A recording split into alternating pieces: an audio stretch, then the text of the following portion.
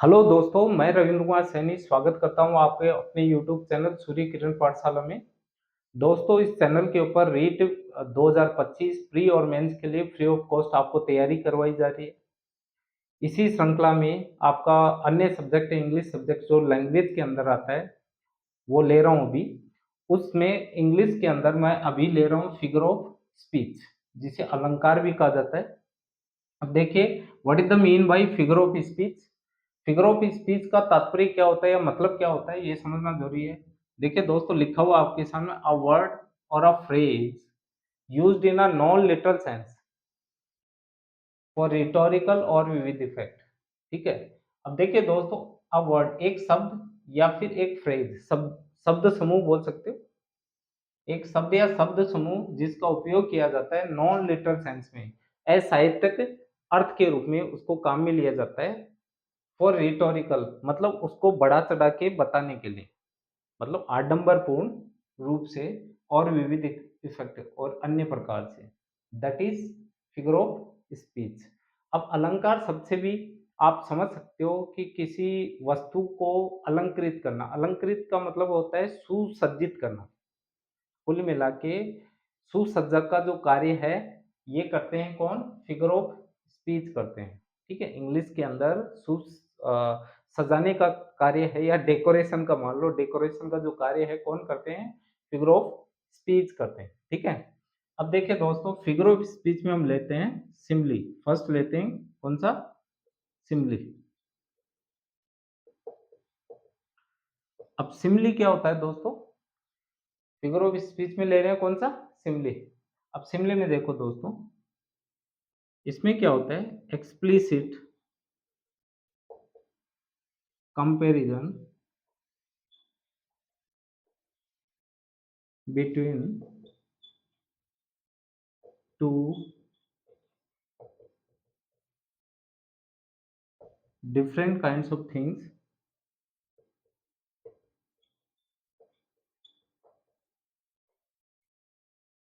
using the word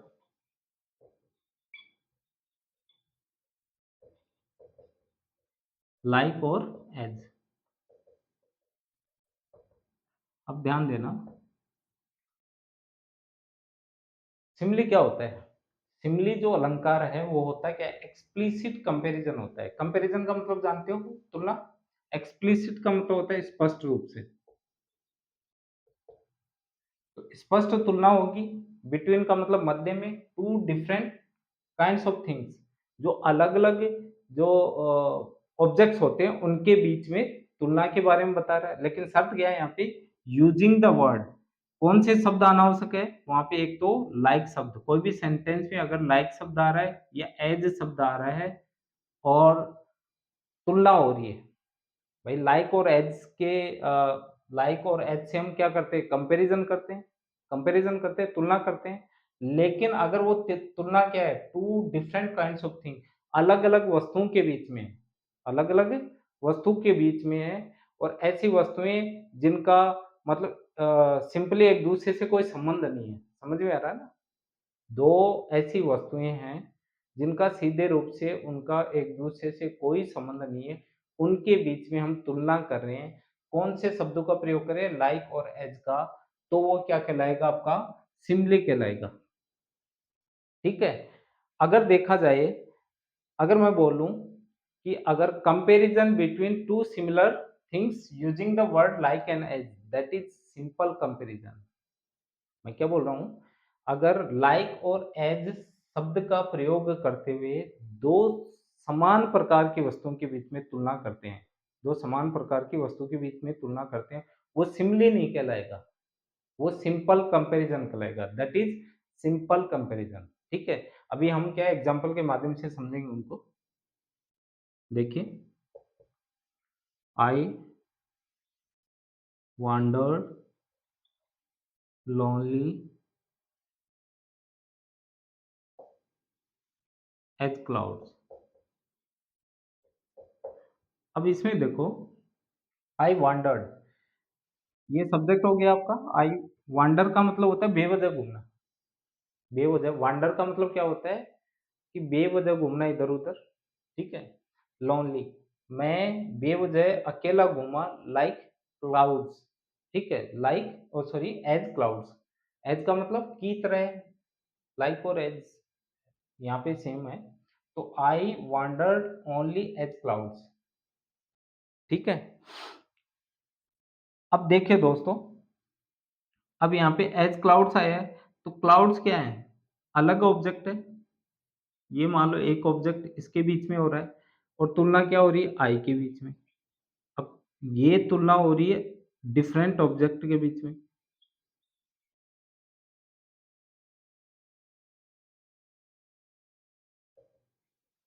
ये तुलना किसके बीच में हो रहा है, डिफरेंट। यहाँ तो हो गए बादल और यहाँ हो गया आई, मतलब it is use for a human being. I किसके लिए काम में लिया जाता है, मतलब मनुष्य के लिए काम में लिया जाता है, ह्यूमन बीइंग के लिए।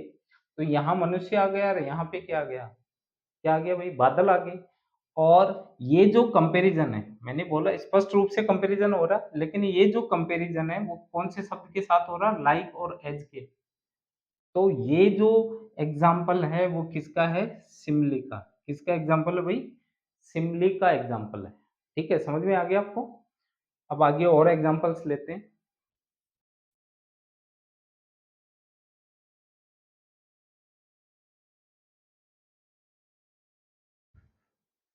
तो दोस्तों हम बात कर रहे थे किसके बारे में, सिमली के बारे में। और इसके एग्जाम्पल, तो सिमली क्या होता है, मैंने अभी बता दिया था आपको कि explicit comparison between two different kinds of things using the word like और एज, दैट इज सिमली। यानी कि स्पष्ट रूप से कंपैरिजन होता है दो अलग अलग प्रकार के ऑब्जेक्ट के बीच में, लेकिन वहां शब्द क्या होना चाहिए, शब्द होने चाहिए या तो लाइक सेंटेंस के अंदर या फिर एज। अगर लाइक और एज शब्द आ रहा है सेंटेंस में और अलग प्रकार के ऑब्जेक्ट्स के बीच में तुलना हो रही है, दो अलग अलग ऑब्जेक्ट का मतलब ऐसे मत समझना कोई निर्जीवी बात, मतलब विश्व वस्तु के बारे में बात कर रहा हूँ। ऑब्जेक्ट का मतलब कोई भी सजीव या निर्जीव की बात कर रहा हूँ। तो अलग प्रकार के जो ऑब्जेक्ट्स हैं उनके बीच में तुलना हो रही है। सजातीय मतलब विजातीय है, वो सजातीय नहीं है। अगर दो विजातीय, मैं क्या बोल रहा हूँ, दो विजातीय ऑब्जेक्ट्स के बीच में तुलना हो रही है, ठीक है, तुलना हो रही है, और वहां पे लाइक और एज का प्रयोग किया जा रहा है, इसका मतलब वहां पे क्या है, सिमली है। क्या है भाई, सिमली है। ठीक है, कंडीशन क्या होना चाहिए, सेंटेंस में लाइक या एज का प्रयोग होना चाहिए। ठीक है, ये समझ में आ गया आपको। अब देखिए दोस्तों, एग्जाम्पल मैंने आपको एक तो बता ही दिया कि I wandered, I wander lonely as a cloud या एज क्लाउड्स, ये वर्ड्सवर्थ का एक लाइन थी पोएम के अंदर, वही मैंने बता दी कि मैं बेवजह घूमा एक बादल की तरह अकेला। ठीक है, तो बादल और मेरे बीच में तुलना है, तो बादल तो निर्जीव है, अलग है, ऑब्जेक्ट हो गया, और मैं अलग हूँ, सजीव, मतलब मैं तो मनुष्य हो गया, बादल अलग हो गया, निर्जीव, वो अलग ही है। ठीक है, सजातीय नहीं है ना, बादल और मनुष्य सजातीय नहीं है। तो दो विजातीय वस्तुओं के बीच में, दो विजातीय वस्तुओं के बीच में अगर तुलना है और वहां पे शब्द आ रहा है लाइक और एज, तो वहां पे क्या कहलाएगा, सिमिलर कहलाएगा। वो सेंटेंस में आपको आइडेंटिफाई करना है। ठीक है, अब देखिए, my love is like a red rum. My love, अब देखो ध्यान देना, माई लव, लव, ठीक है, ये कैसा है, एब्स्ट्रैक्ट नाउन है ना, भावात्मक संज्ञा है लव। तो माई लव इज लाइक, मेरा जो प्यार है वो किसकी तरह है, रेड रम। अब रम, ठीक है, मटेरियल नाउन है, ये मान लो रम मटेरियल नाउन है ना। तो रम के साथ में मैंने प्यार की तुलना कर दी, ये दोनों विजातीय हैं, अलग अलग, क्या सजातीय थोड़ी हैं, सजातीय नहीं, विजातीय हैं। और विजातीय होने के साथ साथ कंपैरिजन किसके साथ हो रहा है, लाइक के साथ। इसका मतलब ये सेंटेंस है, वो कौन सा है, इस सेंटेंस में कौन सा फिगर ऑफ स्पीच है। आपको ये पूछा जाएगा, just find out just find out figure of speech in this particular sentence. कि एक सेंटेंस आपको दिया जाएगा एग्जाम में, उस सेंटेंस में आपको figure of speech find out करना है। अलग अलग प्रकार के ऑप्शन देंगे आपको, जैसे सिमिले दे दिया, मेटाफर दे दिया, पर्सोनिफिकेशन दे दिया, एजोनेंस दे दिया, इस प्रकार से आपको ऑप्शन देंगे और ऑप्शन के अकॉर्डिंग आपको वहां पे जो एप्रोप्राइट जो आंसर है वो चूज करना है। तो मैंने क्या बोला, डिफरेंट काइंड्स ऑफ ऑब्जेक्ट हो गए और किसके साथ, लाइक के साथ, इसका मतलब ये 100% क्या है, सिमिली है। अब देखो, they always fight, they always fight like rats and mice. अब ध्यान देना, वो हमेशा लड़ते किसकी तरह है, चूहे और बिल्लियों की तरह, चूहे बिल्लियों की तरह लड़ते हैं। अब बताओ, वो लड़ते हैं चूहे और बिल्लियों की तरह।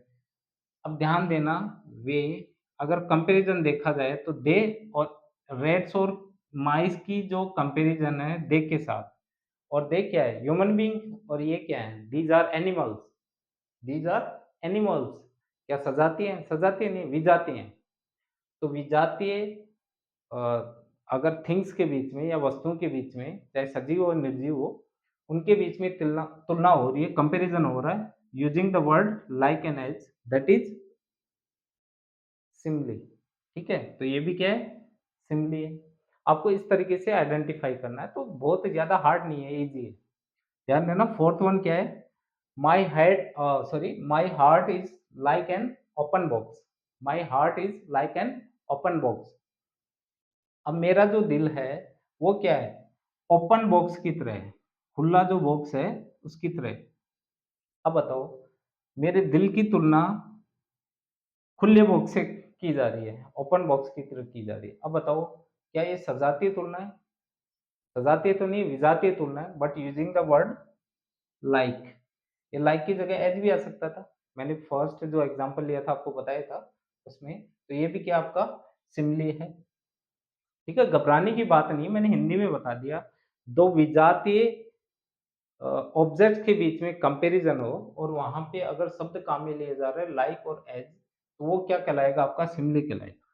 ठीक है, और एक्सप्लिसिट कंपैरिजन हो, एक्सप्लिसिट का मतलब क्या होता है, आपके इनडायरेक्ट कंपैरिजन हो। ठीक है, अब देखो दोस्तों, सी स्माइल्स लाइक हर सिस्टर। अब इसमें देखना, सी, वह स्माइल करती, मुस्कुराती है, लाइक हर सिस्टर। अब ध्यान देना, उसकी सिस्टर, और वो क्या है, सजाते हैं कि विजाते हैं, सजाती हैं कि विजाते हैं, ये सजाती हैं कि वो भी लड़की है और उसकी सिस्टर भी लड़की है, मतलब दोनों मनुष्य हैं। तो comparison between two similar thing, that is not simile. वो क्या सिमिली नहीं है, वो सिमिली क्यों नहीं है, ध्यान देना, that is simple comparison, common comparison बोल सकते हैं इसको।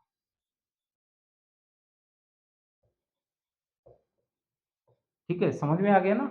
तो कॉमन कंपैरिजन क्या होता है, कॉमन कंपैरिजन क्या होता है, comparison between two similar things using the word like and as, that is simple comparison.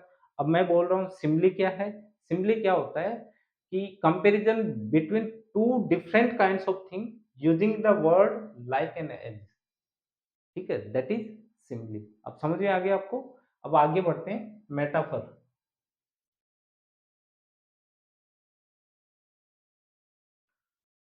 तो देखिए दोस्तों, हमने सिमिली के बारे में पूरा पढ़ लिया। ठीक है, बहुत सारे एग्जांपल्स हैं, आप एग्जांपल से आइडेंटिफाई कर सकते हो। थोड़ा सा आप एक्सरसाइज करोगे इसके रिगार्डिंग, तो आपको आराम से समझ में आ जाएगा सिमिली क्या है। अब आगे सेकंड वन लेते हैं, फिगर ऑफ स्पीच में metaphor.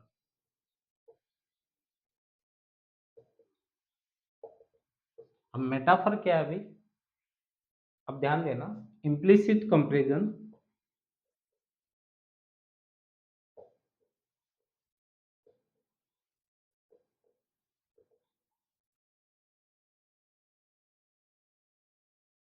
implicit comparison between two different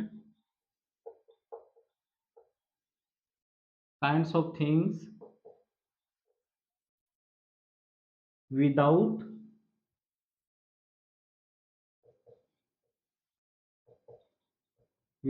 using the word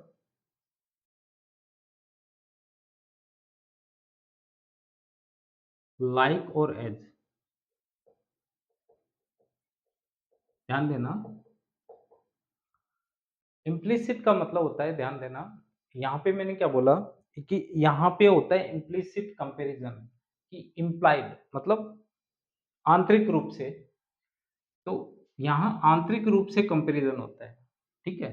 अब कंपैरिजन यहीं से समझ लो, ये शब्द याद रखना, आंतरिक रूप से comparison, comparison between two different kinds of things, वही है, अलग प्रकार की जो ऑब्जेक्ट्स हैं उनके बीच में तुलना, दो अलग प्रकार के ऑब्जेक्ट्स हैं उनके बीच में तुलना हो, ठीक है, विदाउट, वहां पे कौन से शब्द नहीं आएंगे, लाइक और एज नहीं आएंगे, ध्यान देना, लाइक और एज नहीं आएंगे। अब यहाँ पे भी आपको सिंपल कंपैरिजन और मेटाफर में डिफरेंस पता होना चाहिए। मैंने सिंपल कंपैरिजन क्या बताया था आपको, difference between two similar objects, ठीक है, वो आपका using the word like and as.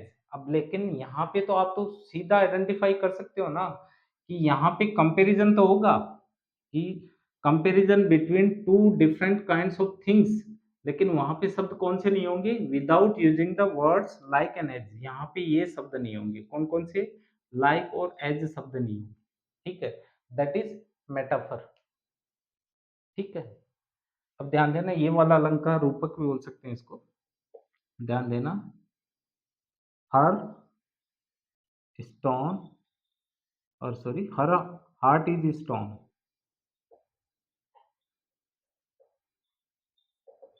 अब रूपक या रूप मान लो इसको, रूपक या रूप मान लो, ये सेंटेंस देखना, हर हार्ट इज स्टोन। अब ध्यान देना, उसका जो दिल है, अब ध्यान देना, हार्ट, हार्ट, हर हार्ट, अब ये जो आपका प्रोनाउन यूज लिया जा रहा है, पजेसिव एडजेक्टिव, सॉरी, ये पजेसिव एडजेक्टिव काम में लिया जा रहा है, ये ह्यूमन बीइंग के लिए काम में लिया जाता है, मतलब ये मनुष्य का जो दिल है, अब मनुष्य में फीमेल के लिए काम में लिया गया है यहाँ पे, कि उसका जो दिल है वो क्या है, पत्थर का है, उसका दिल क्या है भाई, पत्थर का है।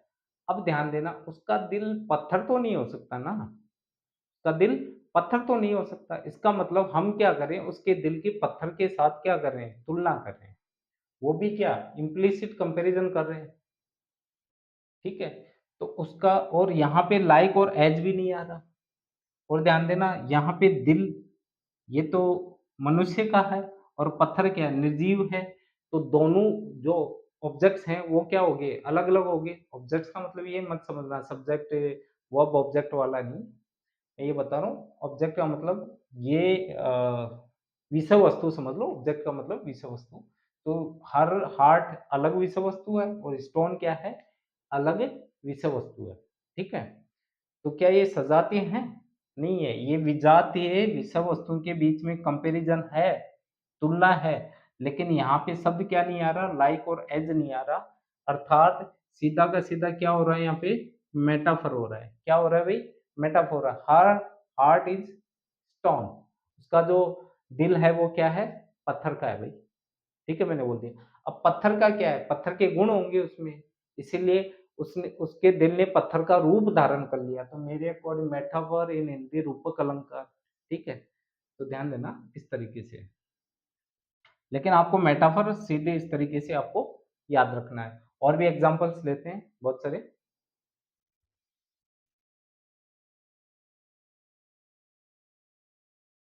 हम चर्चा कर रहे थे दोस्तों मेटाफर के बारे में, तो मेटाफर में एक एग्जांपल मैंने पहले बता दिया था आपको, और नेक्स्ट जो एग्जांपल है आपके सामने, टाइम इज मनी।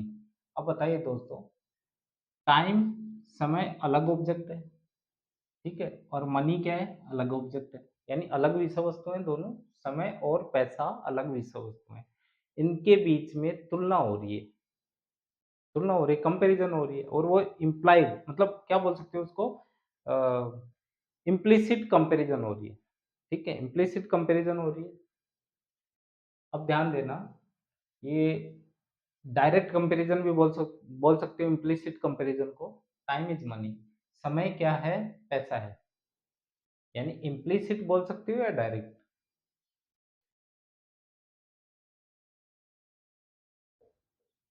या डायरेक्ट, ठीक है, डायरेक्ट कंपैरिजन बोल दो या इम्प्लिसिट कंपैरिजन बोल दो, कि मेटाफर में डायरेक्ट कंपैरिजन होता है, ये डायरेक्ट है, without using the word like and as, ठीक है। और मैंने शिमले में क्या बोला, इनडायरेक्ट कंपैरिजन है, एक्सप्लिसिट कंपैरिजन है वहां पे, तो देखिए, टाइम इज मनी, समय पैसा है भाई।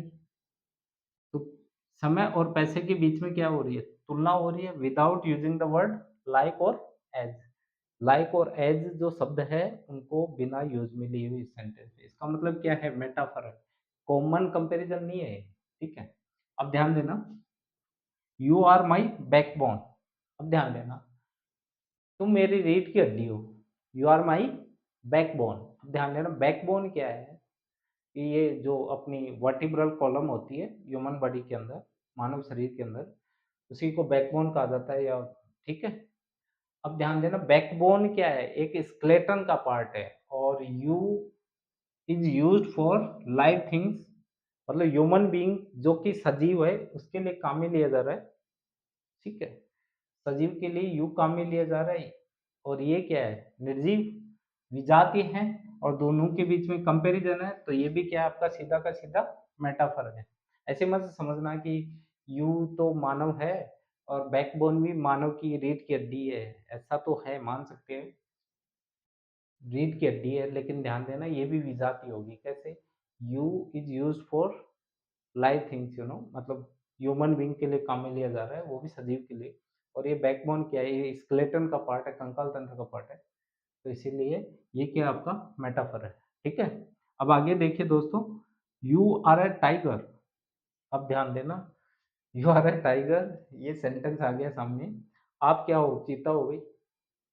अब चीता क्या है भाई, अलग जाति का ऑब्जेक्ट है, और यू अलग जाति का है, और कैसा, डायरेक्ट कंपैरिजन है, इम्प्लिसिट कंपैरिजन है, without using the word like and as, कि यहाँ पे लाइक और एज का प्रयोग नहीं किया जा रहा है, इसका मतलब ये क्या आपका मेटाफर का एग्जांपल है।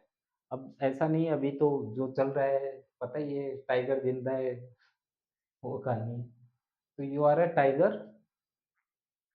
अब आगे देखो दोस्तों, फिफ्थ वन, पांचवा, God is God is DJ. God is DJ, God क्या है, डिजिटल जॉकी है भाई, ठीक है, नचाने वाला है, भगवान नचाने वाला है। अब जॉकी, अब बताओ, DJ, God is DJ, do you know how God looks, आपको पता है भगवान कैसा दिखता है, डू ऑल गाइज नो, क्या आप सभी को पता है। हो सकता है किसी को पता हो, उसी ने देखा हो, और कोई दूसरे को नहीं दिखा सकता है, ये स्पिरिचुअलिटी का मामला है। तो जो इंसान भगवान को या गॉड को जो भी देखता है, तो दूसरे को वो आभास नहीं करवा सकता। कुल मिला के ये क्या है, कोई तो थीस्ट है, कोई एथीस्ट है, कोई नास्तिक है, कोई आस्तिक है, समझ में है ना, आस्तिक है, नास्तिक है, तो गॉड को कोई मानने वाला, कोई नहीं मानने वाला, तो बताओ, ये अलग ऑब्जेक्ट हो गया, ये ऑब्जेक्ट है डीजे, एवरीबॉडी नोज भाई। गॉड बिलीवर हो सकते हैं, भगवान को मानने वाले हो सकते हैं और नहीं मानने वाले हो सकते हैं। गॉड एग्जिस्ट करता है कि नहीं करता, वो डिपेंड करता है मानने वालों को के ऊपर और नहीं मानने वालों के ऊपर। अब मैं मेरी पर्सनल ओपिनियन इसके ऊपर मैं थोप नहीं सकता। अब ध्यान देना, तो ये अलग ऑब्जेक्ट हो गया, विषय वस्तु हो गया, ये अलग ऑब्जेक्ट हो गया, विषय वस्तु, इनके बीच में कैसा है, डायरेक्ट कंपैरिजन है, या इम्प्लिसिट कंपैरिजन बोल दो। गॉड इज डीजे, भगवान क्या है, डिजिटल जो कि है, मान लेते हुए की तरह कंपैरिजन हो गया। Life is dance floor. अब ध्यान देना, यहाँ डांस फ्लोर और लाइफ की कंपैरिजन हो गया डायरेक्ट, कि जिंदगी क्या है, एक डांस फ्लोर है, ठीक है, नृत्य करने वाला फ्लोर हो गया, ठीक है। Love is rhythm. अब देखो, प्यार क्या है, रिदम है भाई, रिदम, रिदम जानते हो ना, लय। प्यार क्या है, लय है। अब ध्यान ध्यान देना, प्यार और लय ये भी डिफरेंट बातें होगी, तो ये सीधा का सीधा क्या है, मेटाफर है, ये क्या है भाई, मेटाफर है। अब ध्यान देना, एग्जाम में कई प्रकार के इस प्रकार के एग्जाम्पल्स दिए जाते हैं, जो कि पॉइंट्स वगैरह में होते हैं। तो जो पॉइंट्स हैं उनके जो एग्जांपल्स हैं वो आपको और भी करवाए जाएँगे, लेकिन वो पेपर सेट्स के अंदर वो भी आएँगे, उनका सॉल्यूशंस पे होगा। लेकिन स्टार्टिंग में क्या, आपको समझाने के लिए कुछ सिंपल जो चीज़ें हैं वो आपको पढ़ाई जा रही है यहाँ पे, ठीक है। आगे next one, figure of speech में लेते हैं हम पर्सोनिफिकेशन।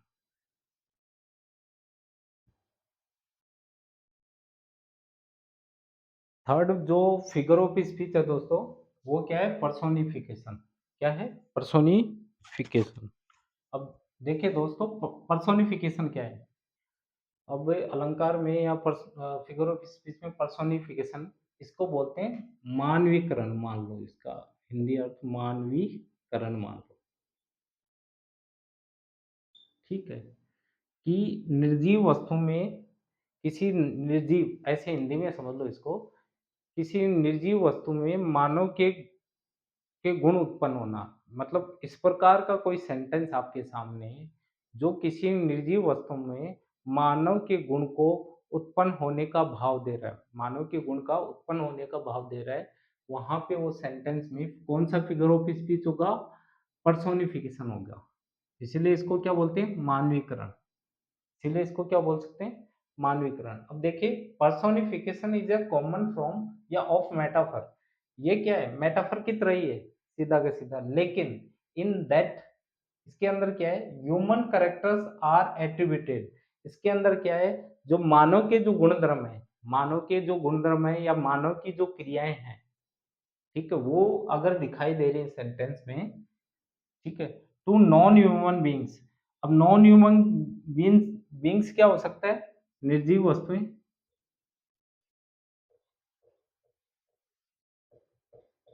जानवर, पक्षी, ठीक है, ये क्या सारे के सारे इसमें नॉन ह्यूमन बीइंग्स में, मतलब मानव को छोड़ के जो भी शेष बच गए, अगर उनके बारे में चर्चा हो रही है और उनके बारे में इस प्रकार से चर्चा की जा रही है कि उनके अंदर अगर मानव के, अगर देखो मानव को छोड़ के कोई इस प्रकार के ऑब्जेक्ट्स के बारे में चर्चा हो रही है, अंदर उनके अंदर मानव के गुण धर्मों के बारे में बताया जा रहा है। ठीक है? मानव के जो कैरेक्टरिस्टिक्स है, उनकी वहाँ पे व्याख्या की जा रही है, उनके बारे में बताया जा रहा है, तो वहाँ पे क्या होगा? आपका पर्सोनिफिकेशन होगा। क्या होगा? पर्सोनिफिकेशन। चाहे वो निर्जीव वस्तु हो सकता है या कोई जानवर हो सकता है या पक्षी हो सकता है। ठीक है? तो ये आपको माइंड में रखना है, वो सेंटेंस में देखने से आपको पता चलेगा। ध्यान देना, एग्ज़ाम्पल से समझते हैं हम। एग्जाम्पल से देख लो, my computer works very hard. अब ध्यान देना, यहाँ पे क्रिया को देखना, ये क्रिया है।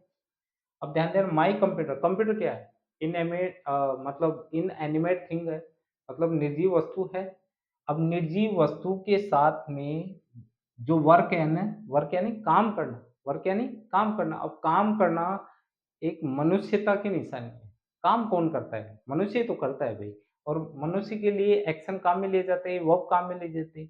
तो जो क्रिया काम में ली जा रही है, ये मनुष्य के लिए काम में ली जाती है।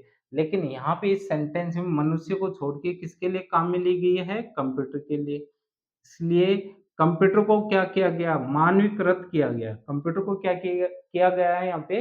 मानवीकृत किया गया है। इसीलिए जो ये जो सेंटेंस है, ये क्या है? इसमें कौन-सा फिगर ऑफ स्पीच है? पर्सोनिफिकेशन है। कौन-सा भई? पर्सोनिफिकेशन है। जैसे my computer works very hard. मेरा जो कंप्यूटर है, बहुत ज़्यादा अ, कार्य करता है। ठीक है? तो कार्य करना मानव का गुण है, और यहाँ पे मानव का गुण होते हुए भी क्रिया काम में ले ली किसके लिए? कंप्यूटर के लिए। तो ये सेंटेंस कौन-सा हो गया? पर्सोनिफिकेशन। आगे देखो, आई वांटेड, मैं चाहता था, टू गेट मनी। अब देखो यहाँ तक तो सिंपल सेंटेंस है।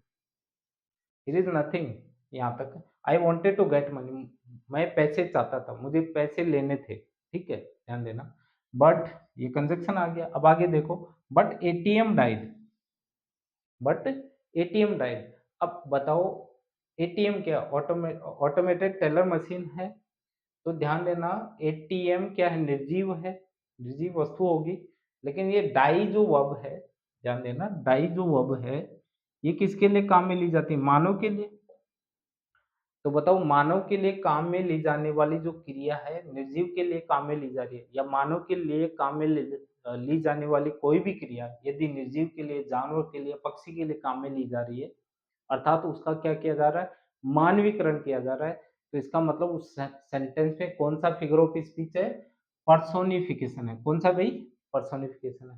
अब देखो, मैं पैसे तो चाहता था, लेकिन क्या है? एटीएम मर गया। एटीएम मरता है क्या कभी? बट मर गया भई।